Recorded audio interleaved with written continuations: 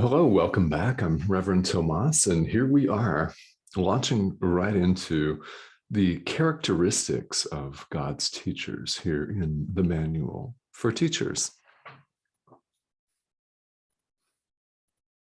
So here's what I invite you to do. Keep watching, because you are a teacher. It makes absolutely no difference if you hold yourself out as a spiritual teacher or not, or a teacher of mathematics, or a teacher of social studies, or a university professor, or a trainer, a corporate trainer, an entrepreneur. Doesn't matter. You're still interacting with the world at large, and you're demonstrating one of two thought systems. And you see the one you want to see. That's what the world reflects back to you. You're always teaching and you're always learning from everyone. Each and every one of us is doing that at all times. So this manual is directly for you.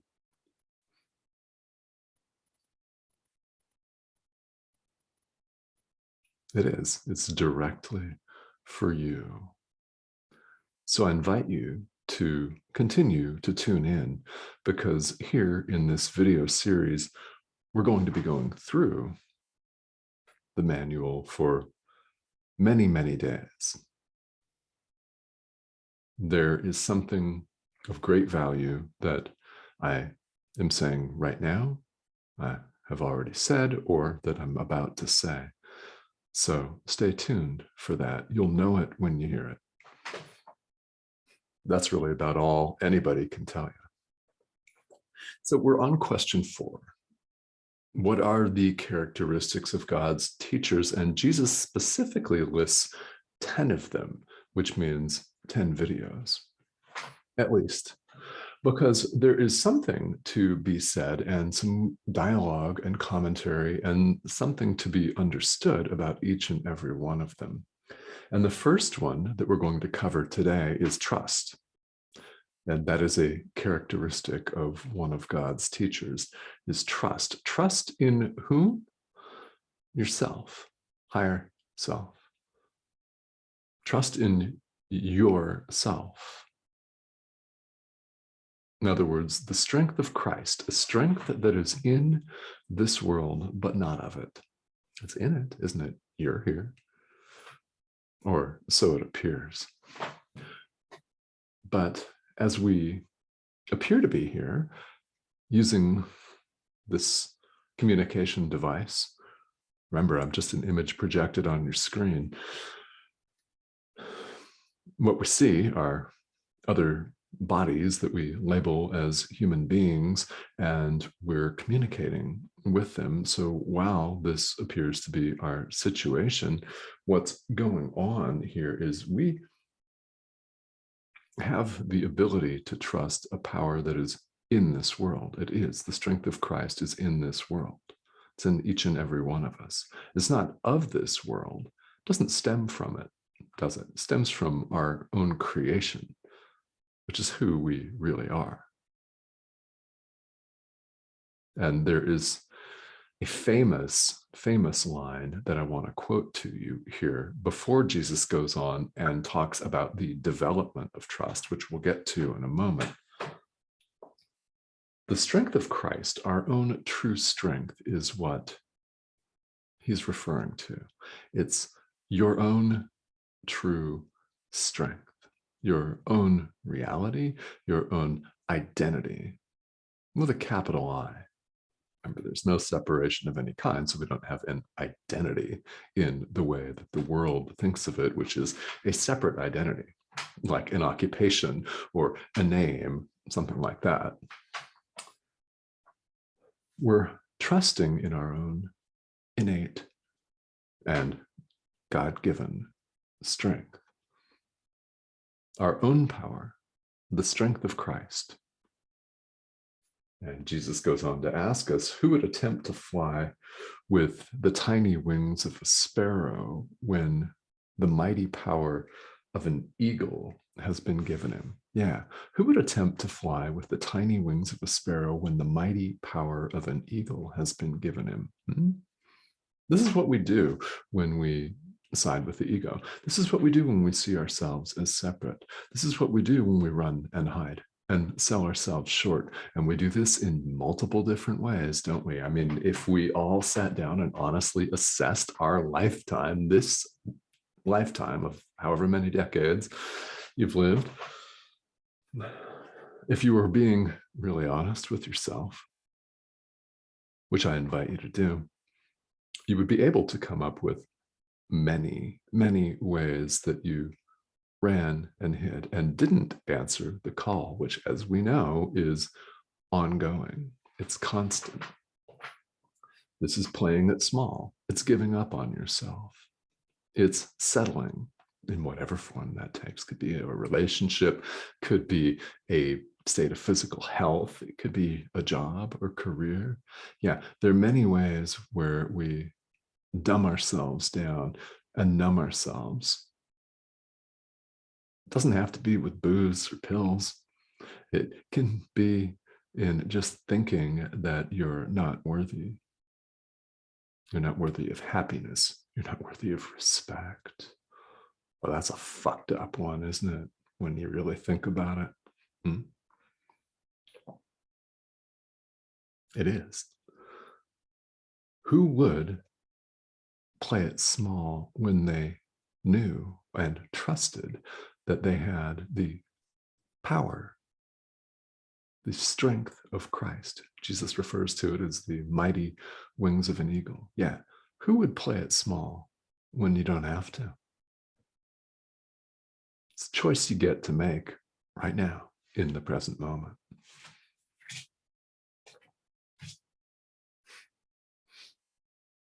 So if you click off of this now, this will be well worth the time and investment of a few minutes of your day. Stop playing it small. You don't have to. Ooh, yeah, you know it's true. You don't have to. So don't. Don't.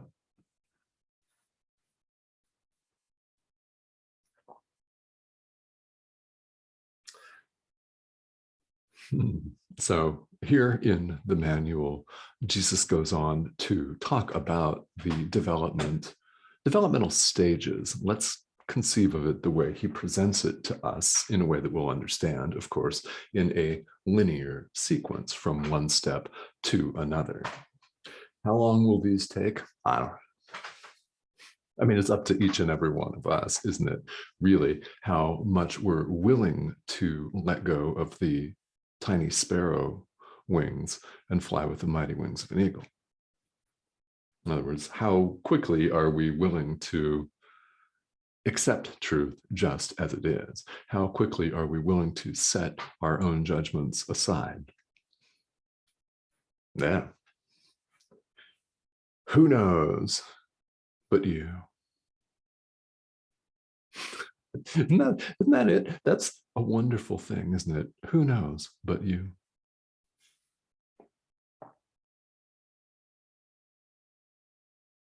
And if you say that you don't know right now, all right, so be it. You don't know. Just keep going anyway. There are 6 stages in the development of trust. And again, this is trust in who you are. It's trust in the strength of Christ, your own strength, Christ being the Son of God, all of us, not just the historical Jesus who lived about 2,000 years ago in human form. He's still living. There is only life. Death? Nope. No. That may be one to wrap your head around as well. Try it. It's fun. The stages that Jesus talks about here are as follows, and I'll just summarize them. I really want to stress as always, that there's no substitute for reading the material, is there? These videos are intended to inspire you to delve into this material, to motivate and inspire you to take a deep dive yourself. Nothing more than that is what's anyone would ever ask of you, is just to consider this. So the process of developing trust in ourselves involves letting go of those tiny sparrow wings, doesn't it? It involves letting go of what has no value and perceiving the lack of value of all of the ego's toys. So this is stage one. It's called, Jesus refers to it, and these are in quotes. So it's not, I mean, this is the term that he uses. It's a period of undoing, which spirituality really is, isn't it? We're disidentifying with the ego. We're perceiving the lack of value in the way that we've always done things. Has it led to constant happiness? No, it hasn't. And it hasn't led in all of these ways that, when we are honest with ourselves, are clear and very obvious. So what's the hardship here? It can seem like you're losing something. That's the way the ego always plays it. The ego never gives just to give. It always gives to get. And there is this notion that persists in our world of sacrifice, that when you give, you're out something. When you give someone $20, you're out $20. That's the ego's voice, right? Wants you to ignore the feeling of gratitude that you may have for that other person for allowing you to extend generosity and kindness. Wants you to ignore that and just say, oh shit, your wallet's $20, slider. To do that for. Voice takes many forms, doesn't it? So there's a period of undoing whereby we systematically begin to perceive the lack of value in the entire thought system of the ego. And then there is a period of what Jesus calls sorting out here. Again, his terms, where it hits home. We begin to realize that all of these changes that we've brought about are in fact helpful to us. And we realize that, and we begin to evaluate all things on whether they assist us, help this change, or hinder it. Send us right back to the dark side of the force, so to speak, our habitual tendencies.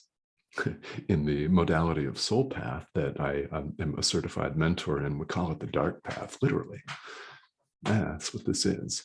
It's your habitual tendency. It's what keeps sucking you down the wormhole, the rabbit hole, the drain, if you want to see it that way, right? It's what continues to smell familiar to us, so we keep going back to it. Yeah, your abusive ex, for one, that's an example.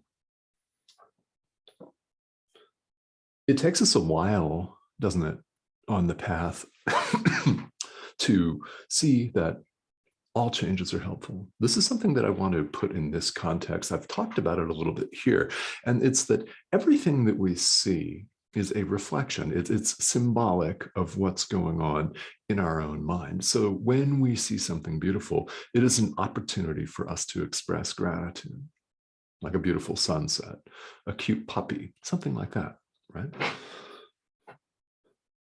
When your son or daughter or your grandson or your granddaughter comes up and gives you a big loving hug, and it's pure love, things like that. It's symbolic of your own love. It's symbolic of our shared love as Christ. So when we experience something painful, it's symbolic of what's going on in ourselves. When someone judges the world, it's symbolic of us judging the world, isn't it? There is nobody out there. So it does take some practice, really. It takes some committed effort in order to learn that actually all changes, all appearance is helpful. It's an opportunity for awakening on a platter, a silver platter. Yet we don't see it as that. The more we can grow to do it, that is really helpful. This is a period of sorting out. Then Jesus talks about a period of relinquishment where we proceed to what appears to be the logical next step, and it is, isn't it?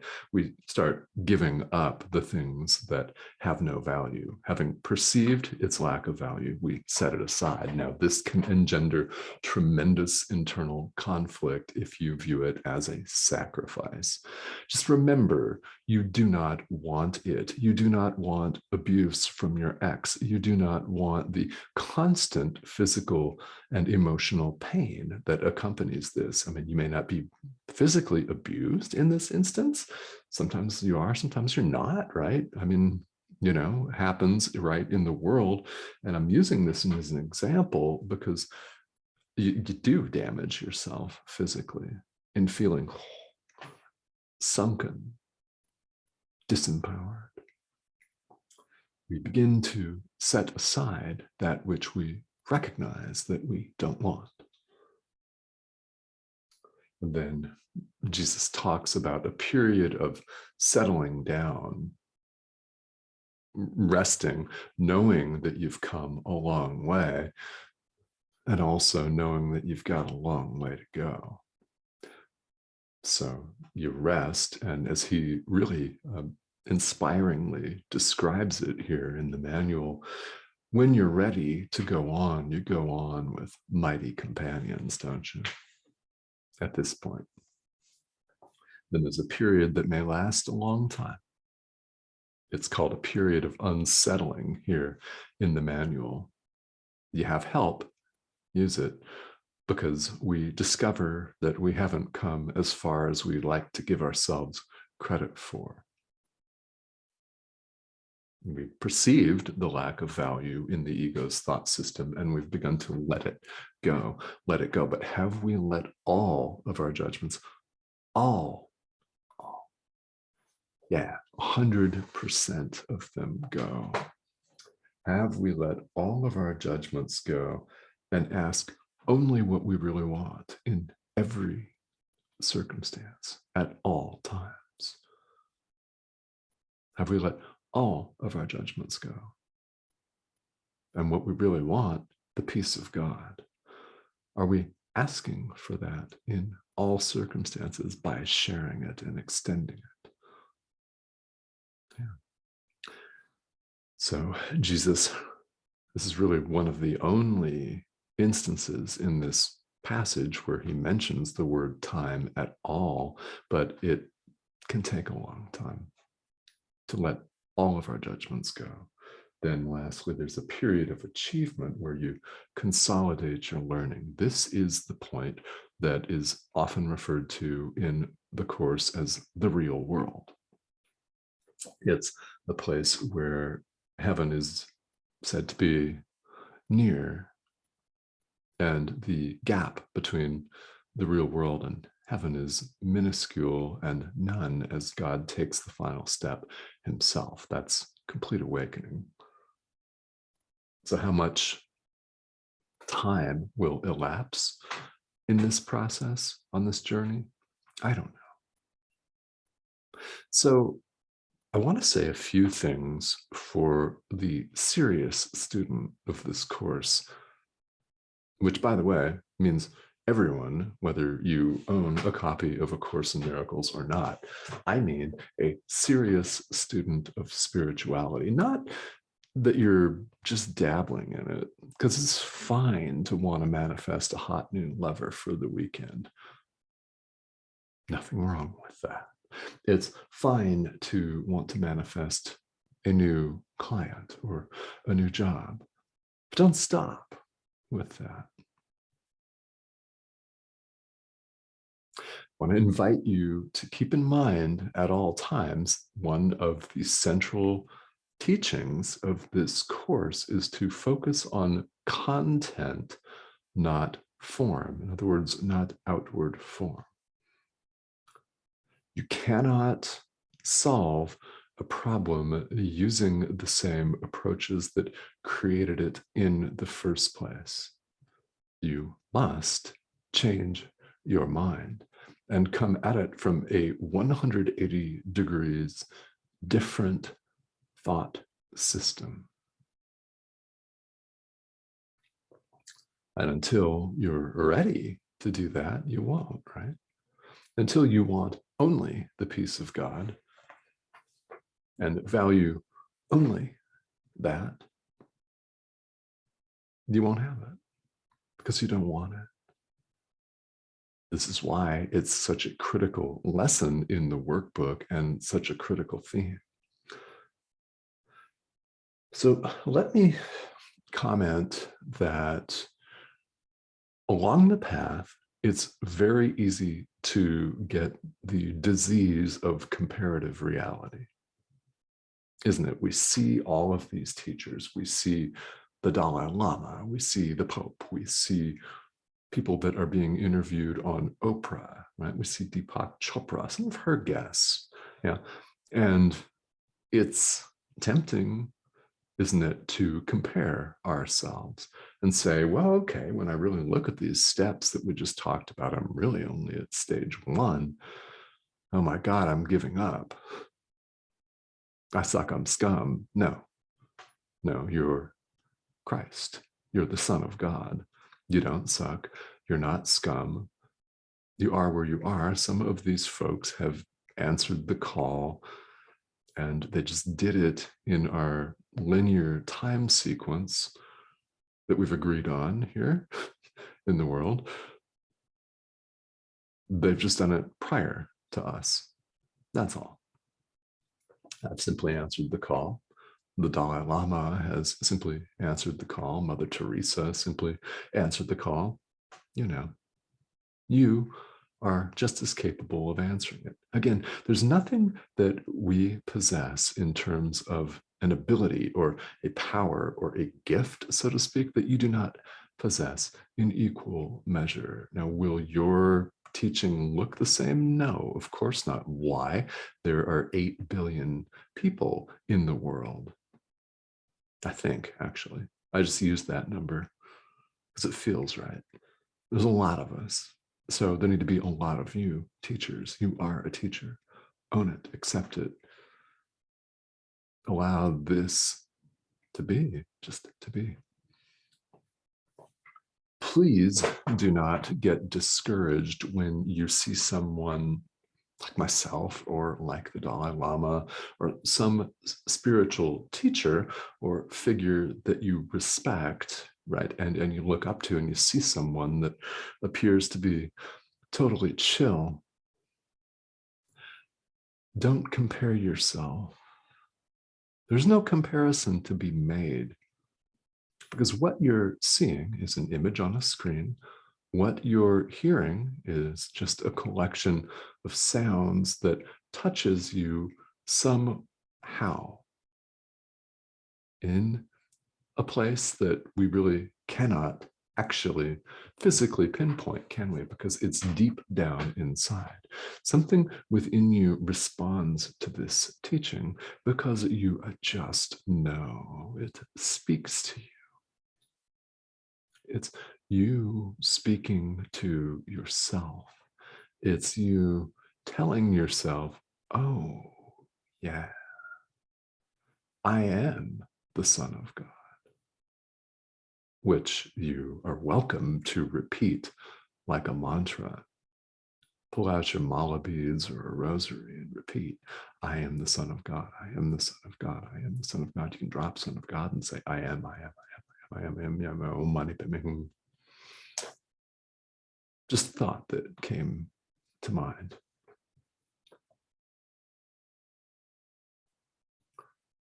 It really is important that you give yourself some love, because we spend most of our lives, don't we, clobbering ourselves. We do. In one way or another, we spend most of our lives thinking that we suck, we're scum, we can't, We're incapable. Well, this sounds really good, but I could never do it. Really? You will do it. But you won't start until you make the decision to start. So my suggestion, my hope for you is that you may start right now. When else is there? You have the same opportunity as anyone else. We all have the same moment to start right now. So while you're going easy on yourself, also, I clearly invite some honesty here. It's really important because that's the problem in a lot of situations is we're not honest with ourselves. This is total. Either you side with the ego or you side with the Holy Spirit, God, love. It's one or the other.